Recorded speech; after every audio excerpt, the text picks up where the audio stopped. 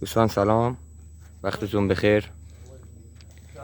اومدیم داخل شرکتی که کار لاستیکشو انجام بدیم، یه ترلی اسکانیا و یه بنز یونیماک.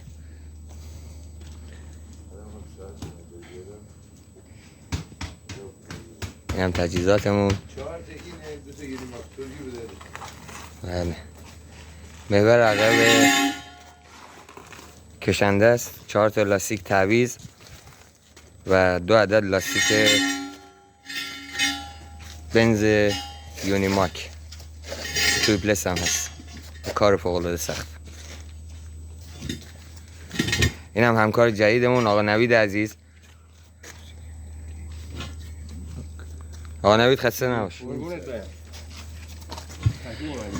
این هم سرگروه عزیزمون آقای مهربان مقدم. سلام، خسته نباشید. ما میخوایم این لاستیکای یونیماک و ترلی اسکانیا رو کلا 6 تا لاستیک عوض کنیم توی تایم نیم ساعت. یه زحمت بکش علی، ساعت رو بگیر از توی موبایل. ساعت چنده؟ 10:53 دقیقه. 10:53 دقیقه. میخوایم 11:30 تمامش کنیم. این پایان کارم ساعت موبایل رو بذار. بله حتما. ممنون. خسته نباشید.